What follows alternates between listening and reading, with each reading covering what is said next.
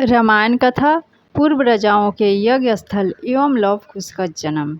अयोध्या से प्रस्थान करने के तीसरे दिन शत्रुघ्न ने महर्षि वाल्मीकि के आश्रम में विश्राम किया।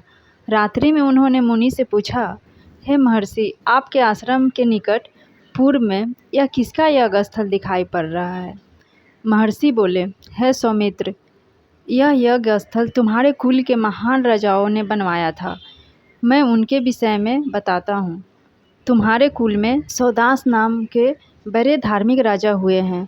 एक दिन अखेट करते हुए उन्होंने वन में दो भयंकर दुर्धार्ष राक्षसों को देखा। राजा ने बाण चलाकर उनमें से एक को मार गिराया। यह देखकर दूसरा राक्षस यह कहता हुआ अदृश्य हो गया कि हे पापी, तूने मेरे इस मित्र को निरपराध मारा है, अतः मैं इसका प्रतिशोध अवश्य लूँगा। कुछ समय पश्चात सौदास ने अपने पुत्र वीर्यसह को राज देकर और वशिष्ठ जी को पुरोहित बनाकर इस स्थान पर अश्वमेध यज्ञ किया।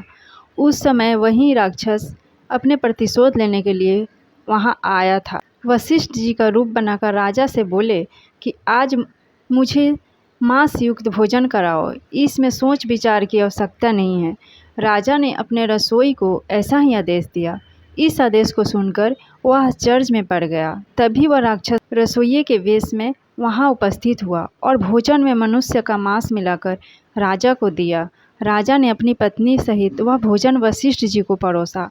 जब वशिष्ठ जी को ज्ञात हुआ कि भोजन में मनुष्य का मांस मिला हुआ है, तो उन्होंने क्रोधित होकर राजा को शाप दिया कि राजन, जैसा भोजन तूने मुझे प्रस्तुत किया है, वैसा ही भोजन तुझे प्राप्त होगा। तब तो राजा वीरसह ने भी क्रोधित हो हाथ में जल लेकर वशिष्ठ जी को शाप देना चाहा, परंतु रानी के समझाने पर वह जल अपने पैरों पर डाल लिया। इससे उनके दोनों पैर काले हो गए।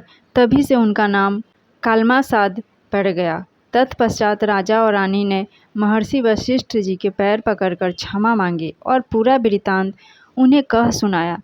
तब वशिष्ठ जी ने कहा कि राजन, 12 वर्ष पश्चात आप इस शाप से मुक्त हो जाओगे और तुम्हें इसका स्मरण नहीं होगा। हे शत्रुघ्न, इस प्रकार राजा कलमसाद उस शाप को भोग कर पुनः राज प्राप्त कर धैर्यपूर्वक प्रजा का पालन करने लगे। उन्हीं राजा सौदास और राजा कलमसाद का यह सुंदर स्थान यज्ञ स्थल है। यह कथा सुनकर शत्रुघ्न अपनी पर्णशाला में विश्राम करने चले गए। जिस दिन शत्रुघ्न वाल्मीकि के आश्रम में पहुँचे, उसी रात को सीता जी ने एक साथ 2 पुत्रों को जन्म दिया। तपस्विनी बालाओं से उनके जन्म का समाचार सुनकर महर्षि ने एक कुशाओं का मुठ बनाकर और उनके लौ को लेकर मंत्रोच्चार द्वारा उनकी भावी बाधाओं से रक्षा करने की व्यवस्था की। फिर एक का कुश और दूसरे का लौ से जाना गया। इस प्रकार बड़े बालक का नाम कुश और दूसरे का लौ रखा गया। शत्रुघ्न को भी यह समाचार पाकर अत्यंत प्रसन्नता हुई। अगले दिन प्रातःकाल सब कृत्यों से निवृत्त होकर शत्रुघ्न मधुपुरी की ओर चल दिए। मार्ग में 7 रात्रियां व्यतीत करके वे महर्षि च्यवन ऋषि के आश्रम में पहुंचे। लवणासुर का वध का कहानी मैं आगे वीडियो में बताऊंगी, तो मेरे वीडियो को लाइक, शेयर और चैनल को सब्सक्राइब जरूर कीजिएगा।